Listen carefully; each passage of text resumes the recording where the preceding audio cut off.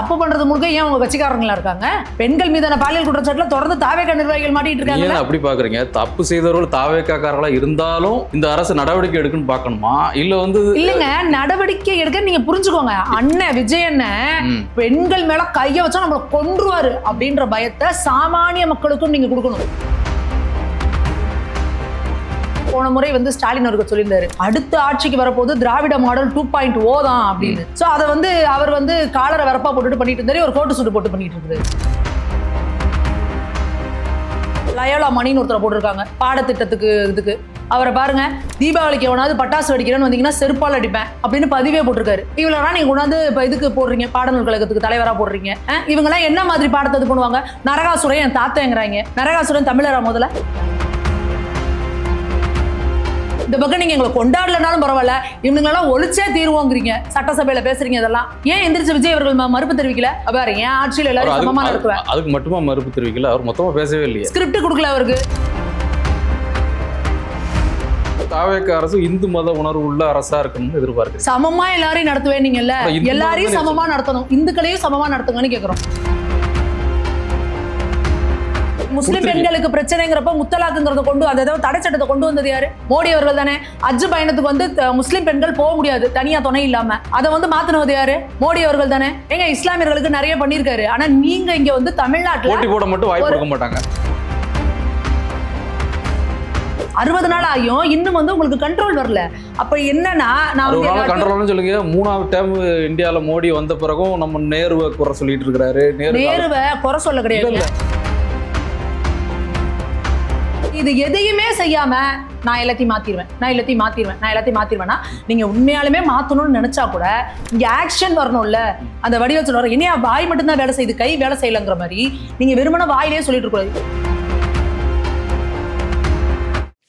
தினமணி நேயர்களுக்கு வணக்கம். இன்றைய சந்திப்பில் நம்மோடு தமிழக பாரதிய ஜனதா கட்சியினுடைய செய்தி தொடர்பாளர் திருமதி சுமதி மேகவர்ணன் அவர்கள். அவரை அன்போடு வரவேற்கிறேன். வணக்கம். விஜய் அரசு, தாவேகா கவர்மெண்ட், பாஜக அவ்வப்போது சில விமர்சனங்களை சொல்லிகிட்டே இருக்கிறாங்க.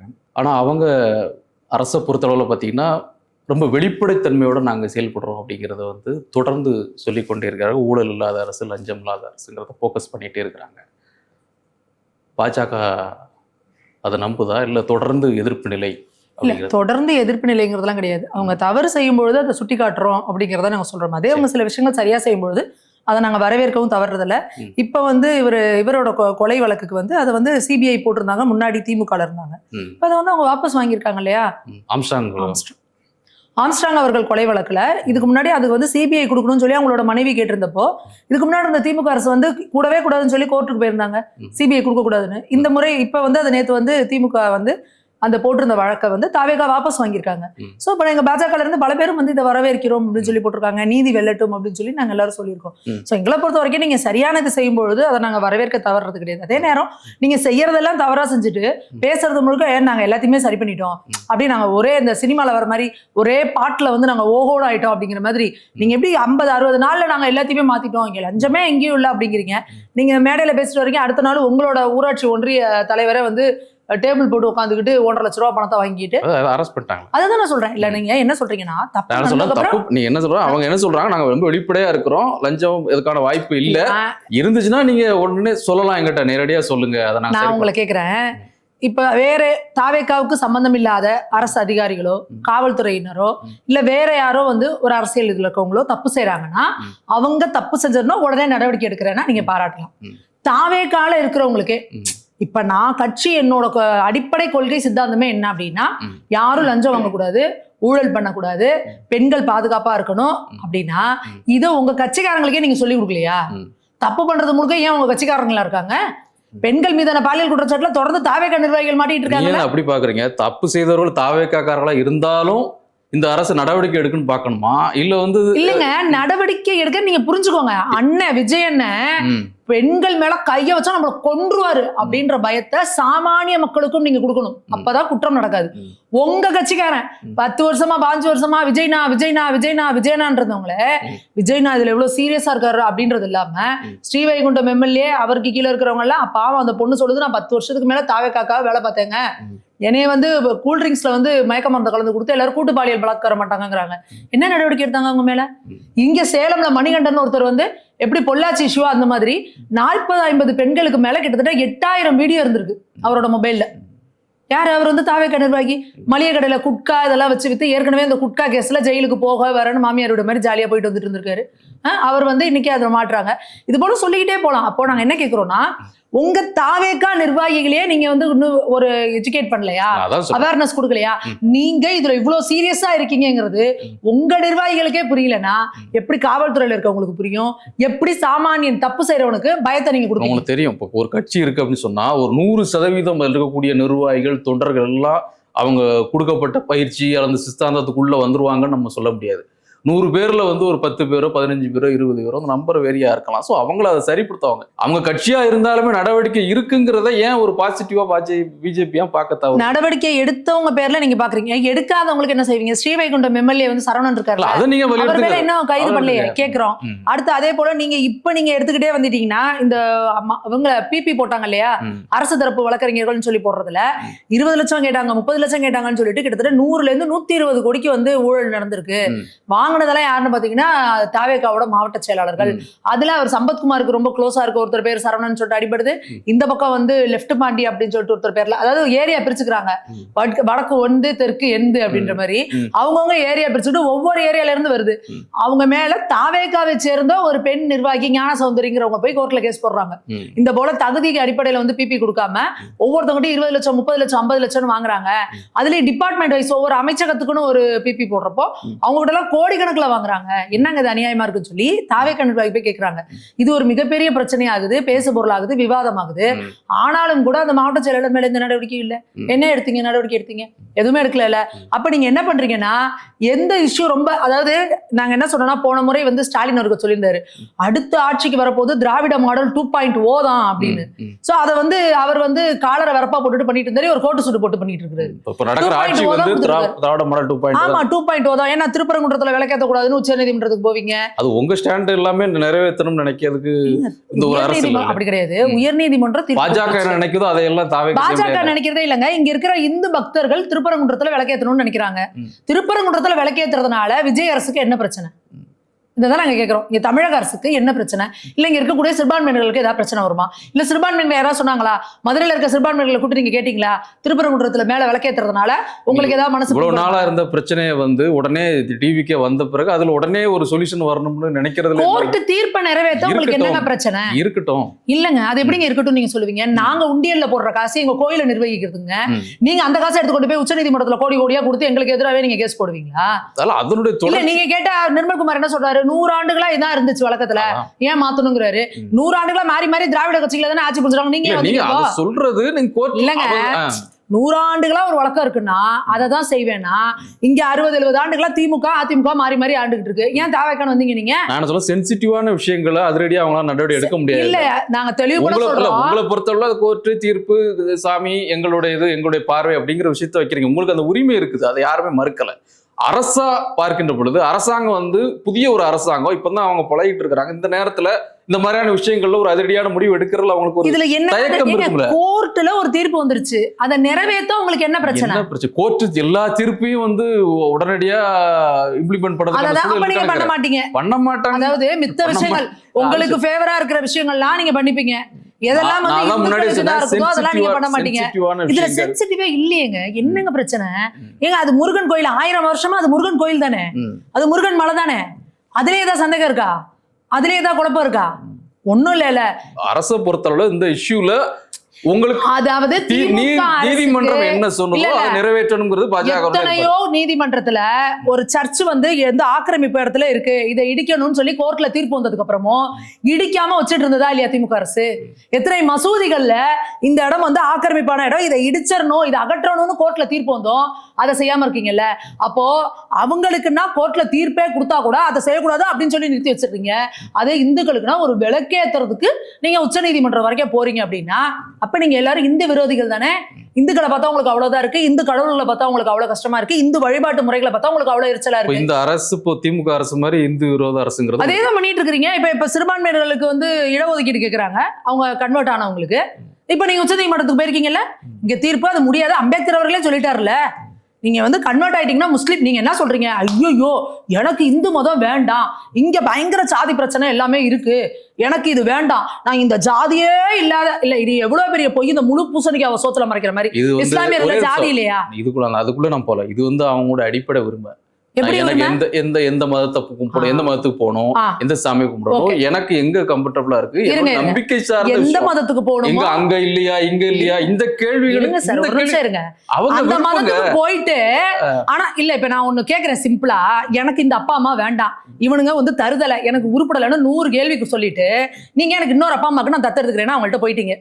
அங்க போயிட்டு நீங்க அங்க வாழணும். அதை விட்டுட்டு இந்த அப்பா அம்மா எவ்வளவு சொத்து வச்சிருக்காங்க, அவங்க பிள்ளைக்கு என்ன பங்கு கொடுக்குறாங்களோ அதை எனக்கு கொடுக்கணும்னு கேட்டீங்கன்னா ஒத்துப்பீங்களா? நீங்க உங்க பிள்ளை இருந்து ஒத்துப்பீங்களா? அவங்களுக்கு அது பரம்பரை சொத்தா இருந்தா உரிமை இருக்கா இல்லையா? நீங்க இது வேணாம்னு சொல்லிட்டு வெளியே போயிருக்கீங்க. இது அரசியலமைப்பு சட்டத்துல இடம் கிடையாது. அம்பேத்கர் தெளிவுபட சொல்லியிருக்காரு, இந்துக்களுக்கு மட்டும்தான் கோட்டா இருக்கு. அதுலயுமே கலைஞர் அவர்கள் உள்ள போது 3% இடஒதுக்கீடுன்னு ஒரு உள்ஒதுக்கீடு அவங்க ஒரு கோரிக்கை வைக்கிறாங்க, நீதிமன்றத்துக்கு போட்டோம். அது என்ன நீதி கிடைக்குது? ஏற்கனவே பல தீர்ப்பு இருக்கட்டுங்க, எத்தனையோ முடியாத தீர்ப்பு நான் அப்பீல் போறது எனக்கு ஒண்ணும் புரியல. எங்களோட வரிபணம் மீன்ஸ் நான் வந்து இங்க உயர் நீதிமன்றத்துல அவங்க நீதிமன்றத்துல போறதுக்கு அவங்களுக்கு குரல் எழுப்புறதுக்கான உரிமை இல்லையா? நீதிமன்றத்துல ஒரு தீர்ப்பு வந்துருச்சுன்னா பேசாம விடாம நீங்க அவங்கள அப்பீஸ் பண்றேன் தாஜா பண்றேன்னு எங்க வரிபணத்தை தூக்கிட்டு உச்ச நீதிமன்றத்துக்கு போறீங்க. உச்ச நீதிமன்றத்துல ஒவ்வொரு ஹியரிங்க்கும் 50 லட்சம் 1 கோடி யார் அப்ப விட்டு காசுங்க? நீங்க இப்படி இவங்களெல்லாம் அப்பீஸ் பண்றதே தாஜா பண்றதே வேலையா வச்சுட்டு உட்காந்துருக்கீங்க. அப்ப இந்துக்களுக்கு நீங்க என்ன செய்ய போறீங்க? இந்து மக்களுக்கு ஒரு கோவில், இந்த லயோலா மணின்னு ஒருத்தரை போட்டிருக்காங்க பாடத்திட்டத்துக்கு, இதுக்கு அவரை பாருங்க, தீபாவளிக்கு எவனாவது பட்டாசு வெடிக்கிறேன்னு வந்தீங்கன்னா செருப்பால் அடிப்பேன் அப்படின்னு பதிவே போட்டிருக்காரு. இவ்வளோலாம் நீங்க கொண்டாந்து இப்ப இதுக்கு போடுறீங்க, பாடநூல் கழகத்துக்கு தலைவரா போடுறீங்க. இவங்கெல்லாம் என்ன மாதிரி பாடத்தை இது பண்ணுவாங்க? நரகாசுரன் என் தாத்தங்கிறாங்க. நரகாசுரன் தமிழரா முதல்ல? இப்ப இந்த மாதிரியான ஐடியாலஜி இருக்கிறவங்க எல்லாம் கொண்டு வந்து துணிக்கிறீங்க. அப்ப இளைஞர், அதாவது இது வந்து நீங்க எப்படி நினைக்கணும், குழந்தைகளோட எதிர்காலம். ஒரு ஸ்கூல் சிலபஸ் அப்படிங்கிறது, அந்த பாடநூல் திட்டம் அப்படின்றது வந்து 3 வருஷம் நீங்க என்னத்தை கொடுக்குறீங்களோ அதை அந்த குழந்தைங்க படிக்கணும். எங்க குழந்தைகளோட தலையெழுத்தை வந்து தீர்மானிக்கிற இடத்துல நீங்க உங்க கட்சிக்காரரு உங்களுக்காக மேடை போட்டு பேசினாருன்னா அவருக்கு நீங்க வேற ஏதாவது ஒரு ஆணையத்தை கொடுங்க, வாரியத்தை கொடுங்க, எதையோ கொடுங்க. இந்த மாதிரியான இடத்துக்கு படித்தவர்களை அவங்க கல்வியில சிறந்தவங்க நீங்க போடணும். பாடநூல் கழகம் வந்து அவர் பாடத்திட்டத்தை அவர் நிர்ணயிக்கலாம் முடியாது. அது விற்பனை சார்ந்த விஷயம். அவர் அது வந்து மயில்சாமி அண்ணாதுரை தலைமையில புதுசா பாடத்திட்ட குழு இப்போ ரீசெண்டா அவர் தலைமையில செயல்படுறாங்க. இவர் வந்து இந்த பாடம் வரணும் செலவு விற்பனை சார்ந்த விஷயங்கள், பல்வேறு விஷயம், அந்த மாதிரியான விஷயங்கள் தான் அவர். இல்ல, இவங்க பாடநூல் கழகத்துல இருந்து போன முறை லியோனி அவர்களை போட்டப்ப என்னென்ன வேலை பார்த்தாங்க, அவங்களோட டிஸ்கஷன்ல போய் உட்கார்றப்பலாம் கலைஞர் அவர்களோட பத்தி சேர்க்கறது, பெரியார் அவர்களை பத்தி சேர்க்கறது, அதெல்லாம் லியோனி சேர்த்தது இல்லையே. இல்ல அவங்க எல்லாருமே அந்த இதுல இருக்கிறாங்கல்ல, அந்த குழுவுல அவங்களும் இருப்பாங்க. அப்ப அவங்களும் இன்ஃபுளுயன்ஸ் பண்ணுவாங்க. இப்ப நாங்க என்ன கேட்கிறோம்னா, கல்வியில சிறந்தவங்களை, நான் என்ன சொல்றேன், தாவேக்காலேயே உங்களுக்கு ஃபேவராவே இருப்பாங்க, அதுல நல்ல பெஸ்ட் எஜுகேஷன்ல வந்து நிறைய நாலேஜ் இருக்கிறவங்க, அந்த கல்வி சார்ந்திருக்கவங்கள போடுங்கன்னு தான் நாங்க கேட்கிறோம். அப்ப அதை விட்டுட்டு நீங்க பண்றது ஃபுல்லா இந்த மாதிரி பண்றீங்க. முக்கியமான பொறுப்புகள் எல்லாமே வந்து கிறிஸ்தவர்கள் தான் இருக்கணும் அப்படின்றத நீங்க ரொம்ப தெளிவா பண்ணிக்கிட்டே வரீங்க. நீங்க பண்ணிக்கோங்க, ஏன்னா அவங்களே வந்து இது பண்றாங்க. ஆனா நீங்க சொல்லிக்கிறது என்ன, நாங்க வந்து ஒரு மதச்சார்பற்ற ஆட்சி கொடுப்போம், எல்லாரையும் சமமா நடத்துவோன்றீங்க. சட்டசபையிலே உங்களால சமமா நடத்த முடியுதா? அவர் பிரபாகர் ஐயா என்ன பண்றாரு, உட்காந்து பைபிள்ல வாசகத்தை ஓதிட்டு அப்புறம் தான் வந்து வேலையை ஆரம்பிக்கிறாரு. இது மாதிரி இப்ப நாளைக்கு ஒரு இந்து இது போறாங்கன்னா திருவாசகம், தேவாரம் இதெல்லாம் பாடினாங்கன்னா நீங்க ஒத்துப்பீங்களா? அதே இந்த பக்கம் வந்து பாத்தீங்கன்னா ஒரு இஸ்லாமியர் ஒருத்தர் வந்து இது பண்றதுக்கு முன்னாடி அந்த துவா பண்ணிட்டு அதுக்கப்புறம் பொறுப்பை ஏத்துக்கிறாரு. சரி, சந்தோஷம், உங்களோட உணர்வுகளை நாங்க மதிக்கிறோம். அதே நேரம் எதிர்க்கட்சி தலைவரா இருக்கிற உதயநிதி ஸ்டாலின் வந்துருச்சு, சனாதனத்தை ஒழிச்சே தீர்வேங்கிறாரு. அப்ப நீங்க வாய மூடிட்டு உட்காந்துருக்கீங்க. ஏங்க, ஒரு பக்கம் இந்த 2 இதுல இருக்கிற சமுதாயத்துல இருக்கிறவங்களும் அந்த 2 மதத்துல இருக்கிறவங்களையும் கொண்டாடுறீங்க, இந்த பக்கம் நீங்க எங்களை கொண்டாடலனாலும் பரவாயில்ல இவனுங்களெல்லாம் ஒழிச்சே தீர்வோங்கிறீங்க, சட்டசபையில பேசுறீங்க. இதெல்லாம் ஏன் எந்திரிச்சு விஜய் அவர்கள் மறுப்பு தெரிவிக்கல? பாரு, என் ஆட்சியில் எல்லாரும் சமமா நடத்துவேன். அதுக்கு மட்டுமா மறுப்பு தெரிவிக்கல? அவர் மொத்தமா பேசவே இல்லையே. ஸ்கிரிப்ட் கொடுக்கல அவருக்கு. நான் என்ன சொல்றேன், இப்பெல்லாம் ஸ்கிரிப்ட் எல்லாம் முன்ன மாதிரி பேப்பர்ல எழுதி வரது இல்ல, டேப் இருக்கு. இப்பெல்லாம் டேபை வச்சுக்கிட்டாருன்னா இவருக்கான டீம் பின்னாடி இருந்தாங்கன்னா இந்த பாயிண்ட சொல்லுங்கன்னு மெசேஜ் பண்ணா கூட எந்திரிச்சு பார்த்து படிக்கலாம். ஏன் அதுக்கு கூட முதல்வர் ட்ரை பண்ண மாட்டேங்கிறாரு அப்படின்றது ஒன்றும் புரியல. அப்போ நீங்க இதெல்லாம் அதை தாங்க சொல்றோம். இதுல இந்த உணர்வுல இருக்கிறவங்களா, இந்த நம்மளோட மண் என்ன, நம்மளோட கலாச்சாரம் என்ன, நம்மளோட மக்கள் என்ன, இது எல்லாம் உணர்ந்தவங்களால ஸ்கிரிப்ட் தேவையில்ல, டக்குன்னு எந்திரிச்சு சொல்லலாம். நீ எப்படி சனாதனத்தை ஒழிக்கன்னு சொல்லலாம். அரசுங்கிறது வந்து தாவேக அரசு இந்து மத உணர்வு உள்ள அரசா இருக்கணும்னு எதிர்பார்க்கிறீங்க. சமமா எல்லாரையும் நடத்துவேன் நீங்கல்ல, எல்லாரையும் சமமா நடத்தணும், இந்துக்களையும் சமமா நடத்துங்கன்னு கேக்குறோம். அவ்வளவுதான், சிம்பிள். இந்துக்களையும் எப்பவுமே பாஜக மதச்சார்பற்ற தன்மைங்கிறத தான் நாங்க வந்து ஃபாலோ பண்றோம். எங்களை பொறுத்த வரைக்கும் இஸ்லாமியர்களும் கிறிஸ்தவர்களும் இந்துக்களும் எல்லாரும் இந்தியர்கள் எல்லாரும் சமமா நடத்தப்படணும். அவங்களுக்கு பிரச்சனை வரும்போது குரல் கொடுத்து சமமான கட்டாயம் கொடுப்போம். ஏங்க முஸ்லிம் பெண்களுக்கு பிரச்சனைங்கிறப்ப முத்தலாக்குங்கிறத கொண்டு அந்த தடை சட்டத்தை கொண்டு வந்தது யாரு? மோடி அவர்கள் தானே. ஹஜ் பயணத்துக்கு வந்து முஸ்லிம் பெண்கள் போக முடியாது தனியா துணை இல்லாம, அதை வந்து மாத்தினது யாரு? மோடி அவர்கள் தானே. எங்க இஸ்லாமியர்களுக்கு நிறைய பண்ணிருக்காரு. ஆனா நீங்க இங்க வந்து தமிழ்நாட்டுல போட்டி போட மட்டும் வாய்ப்பு கொடுக்க மாட்டாங்க. ஏன் எல்லாமே கொடுப்பாங்க. அதுக்கான நேரம் வரும்போது எல்லாம் பண்ணுவாங்க. ஒரு முறை நம்ம அமைச்சரவை பிரதிநிதித்துவம் கொடுக்கறது போட்டியிடவே வாய்ப்பு இல்ல. அப்புறம் எப்படி நீங்க அவர் உள்ள வர முடியும்? எப்படி ஒரு அதிகாரத்துக்கு வர முடியும்? அதாவது போன முறை அதுல இது பண்ணாங்க. ஒவ்வொரு முறை அமைச்சரவை மாத்து வரும்போது ஒருத்தர் கூட முடியலையா வரும். ஒரு சட்டசபையில நாங்க என்ன கேக்குறோம்னா இஸ்லாமியர்களுக்கு செய்யறாங்க. அதையே நீங்க ஹைலைட் பண்ண மாட்டேங்கிறீங்க. இஸ்லாமியர்கள் பெரும்பான்மையா இருக்கக்கூடிய மாநிலங்கள்ல பாஜக ஜெயிக்குது இல்ல. அப்ப அந்த மக்கள் பாகுபாடு இல்லாம நிம்மதியா வாழ்றதுனாலதான் அவங்க திரும்ப திரும்ப பாஜக ஓட்டு போடுறாங்க. உங்களுக்கு என்ன பிரச்சனை? நீங்க அவங்களை அப்பீஸ் பண்ணுங்கிறதுக்காக அவங்களை வந்து குழப்பம் பண்ணி விட்டுட்டு அவங்களை ஏதாவது இது பண்ணி விட்டு கொந்தளிக்க விட்டுட்டு ஐயோ பாஜக வந்து அவங்களை அப்படி பண்ணிரும், பாஜக வந்து எப்படி பண்ணிரும். திமுக போனதுல என்ன பண்ணுச்சு? நான் நல்லாட்சி எல்லாம் கொடுக்க மாட்டேன், ஆனா எனக்கு ஓட்டு போடலன்னா பாஜக உள்ள வந்துடும். சோ இந்து சமய அறநிலையத்துறை கடந்த ஆட்சியோட ஒப்பிடும் பொழுது இந்த ஆட்சி வந்த பிறகு செயல்பாடுல ஏதாவது மாற்றம் இருக்குதா? சொல்ற மாதிரி இருக்கா? அதுவுமே உங்களுக்கு இல்ல. இந்து சமய அறநிலையத்துறையில சில விஷயங்கள்லாம் வந்தோன்னா ரமேஷ் அவர்கள் பண்ணாரு, போய் ஆய்வு பண்ணாரு, இதெல்லாம் பண்ணாரு, அதெல்லாம் வாழ்த்துக்கள். அப்புறம் சில விஷயங்கள்லாம் கோவிலோட இடத்த காசை வச்சு சில ஏதோ பார்க்கிங் பண்ணது, அந்த காம்ப்ளெக்ஸ் கட்டுறதெல்லாம் நிறுத்தி வச்சாரு. அதெல்லாம் வரவேற்கத்தக்கது. ஆனா இப்ப நடந்துகிட்டு இருக்க விஷயங்கள், இந்த கரூர் லேண்ட்ல அந்த இனாம் நிலத்தை வந்து அந்த பட்டா கொடுக்குறோங்கிறத வந்து ரத்து பண்ணதாகட்டும், அடுத்து இப்ப இந்த பழனியில வந்து கோவில்ல வந்து அந்த 100 கோடி ரூபாய் நிலத்தை வித்ததாகட்டும், இது எல்லாமே வந்து ஒரு பெரிய சர்ச்சையை வந்து கிளப்பி இருக்கு. அப்போ இதை எப்படி 10ஆம் தேதி முதல்வர் போறாரு அங்க கரூருக்கு, அங்க மேடையில விஜயபாஸ்கர் அவர்கள் கோரிக்கை வைக்கிறாரு. இந்த மாதிரி கரூர்ல பிரச்சனை இருக்குங்க, எங்களுக்கு இந்த மாதிரி 1963 வந்து ரயத்வாரியில வந்து எங்களுக்கு இந்த இனாம் லாக் வந்து இதெல்லாம் லாக் பண்ணி வச்சுட்டாங்க, எங்களுக்கு அதை ரத்து பண்ணி கொடுங்கன்னு கோரிக்கை வைக்கிறாரு. அன்னைக்கு சாயந்தரமே ஒரு ஆணை வெளியே வருது. சரி, ஒருவேளை முதல்வர்கிட்ட கோரிக்கை கேட்டதுக்கு அப்புறம் இது நடந்த ஆணை வெளியே வந்திருக்கான்னு பார்த்தா அது எந்த தேதி போட்டிருக்குன்னா 9ஆம் தேதி போட்டிருக்கு. அப்போ முத நாளே நீங்க ஆணையெல்லாம் ரெடி பண்ணி வச்சுட்டு 10ஆம் தேதி முதல்வர்கிட்ட கோரிக்கை வைக்கிற மாதிரி வச்சு அதை வெளியிடுறீங்க. வெளியிட்டா அது கிட்டத்தட்ட 3085 ஏக்கர் நிலம். அது கோவில் நிலங்கள் 4 கோவில்களுக்கு எந்தெந்த ஏக்கர் சொந்தம்னு சொல்லி போட்டிருக்கு. என்னங்க பிரச்சனைன்னு கேட்டா உடனே வந்து ரமேஷன் சொல்றாரு, கோயில் நிலத்துல நாங்க யாருக்கும் கொடுக்க மாட்டோம், அதுல கிட்டத்தட்ட ஒரு 2000 சொச்சம் லேண்டு மட்டும்தான் அதுல கோவில் நிலம், அதை நாங்க விட மாட்டோம் மித்தோம்னா. அப்ப ஏன் 3085க்கும் நீங்க வந்து இந்து சமய அறநிலையத்துறை ஆணையர் வந்து வெளியிடுறாரு? அப்ப அது தப்பு தானே? தப்பு பண்ணிருக்கீங்கல்ல. நாங்க என்ன சொல்றோம், உண்மையாலுமே அந்த கரூர்ல அந்த பகுதிகளில் விவசாயிகளோட நிலமும் பாதிக்கப்பட்டிருக்கு, அதுல வந்து அந்த இதுல லாக் ஆயிருக்கு. அப்போ அந்த பாதிக்கப்பட்ட விவசாயிகள் பெரும்பான்மை விவசாயிகள் தான் அந்த நிலத்தினுடைய இல்ல, அவங்க விவசாயிகளோ சொந்தமா நிலம் வச்சிருக்கவங்களோ வீடு வச்சிருக்கவங்களோ உண்மையாலுமே அவங்களோட நிலம் பட்டால இருக்கு அப்படின்னா அதுக்கும் சேர்த்து போன முறை திமுக ஆட்சியில இருந்தவங்க வந்து அதை பட்டாவுக்கு ஸ்டே கொடுத்துட்டாங்க. அந்த மாதிரி இருந்தா அவங்களோட சொந்த நிலமா இருக்கிற பட்சத்துல, ஏன்னா அவங்கள்ட்ட ப்ராப்பரான பட்டா இருக்குன்னா அதை நம்ம கொடுக்கலாம். ஆனா இந்த இனாம் நிலம்னு வரும்பொழுது கோவில் நிலத்தை இன்னைக்கு உட்காந்து ஆக்கிரமிச்சுக்கிட்டு கோவில் நிலத்தை குத்தகைக்கு விட்டுட்டு கோவில் நிலத்தையே வேற 2-3 கை மாறி அப்படியான இடம் ஒரு விளக்கம் கொடுக்குறாங்களா? இனாம் நிலம்னா என்ன, கோயில் நிலம்னா என்ன, எக்ஸ்பிளனேஷன் நிறைய கொடுத்தாச்சு.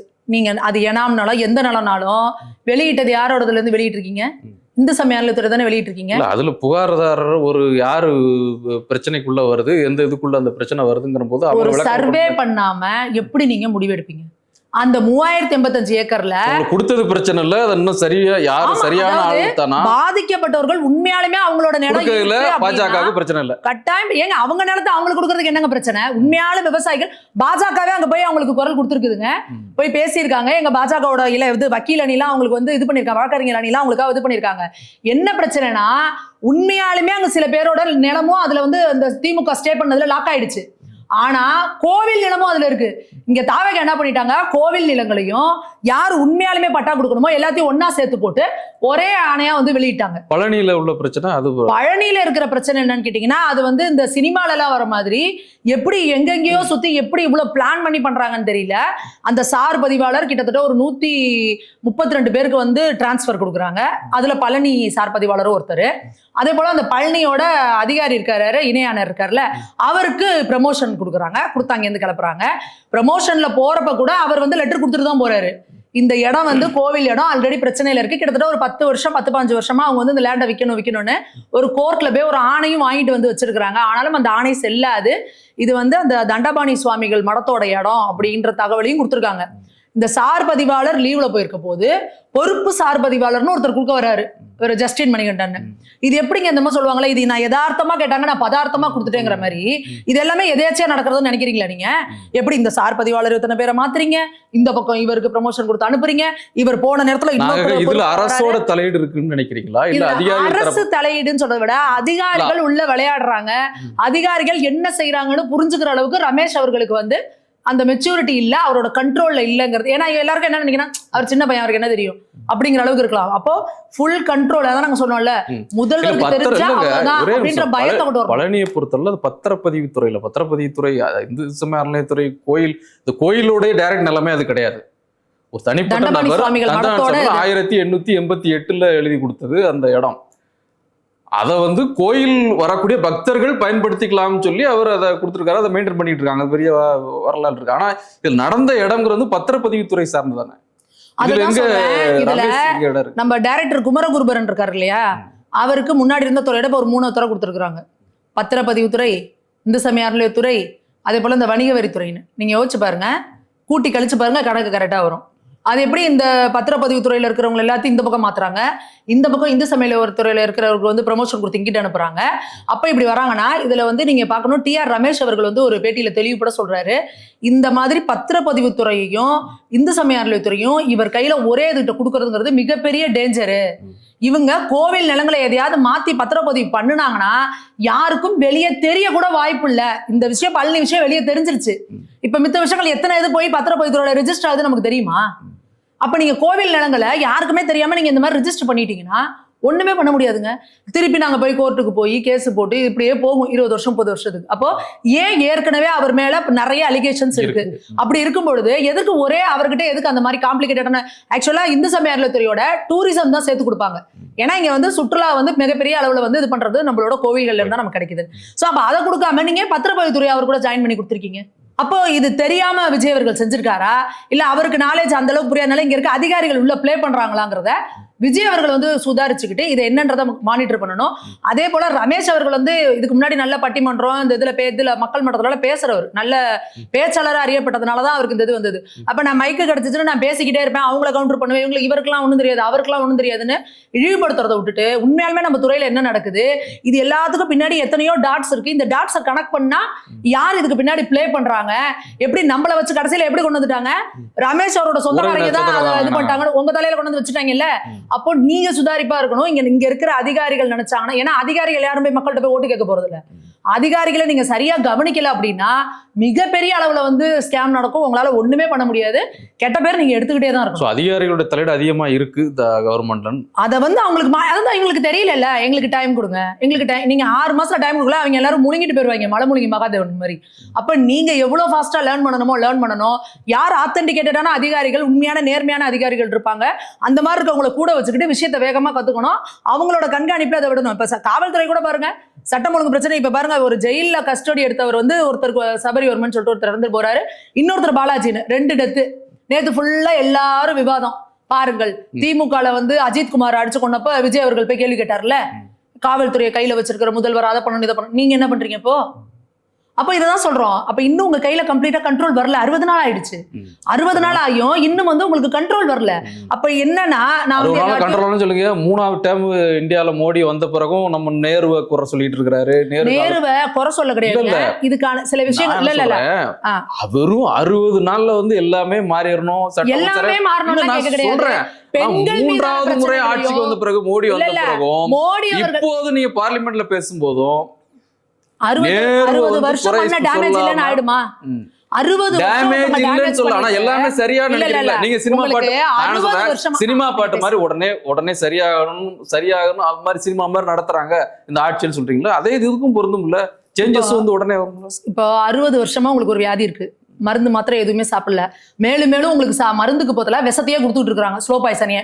அப்போ ஸ்லோ பாய்சன் நீங்க 60 வருஷமா சாப்பிட்டுருக்கீங்க. ஏன்னா உங்ககிட்ட இருந்து என்னென்னலாம் புடுங்கி எடுக்கணுமோ எல்லாம் எடுத்திருக்காங்க. நாங்க ஒரு 12 வருஷத்துல திருப்பி அந்த என்ன நோயின்னு கண்டறிச்சு அதுக்கான மாத்து மருந்து கொடுத்துட்டே இருக்கோம்.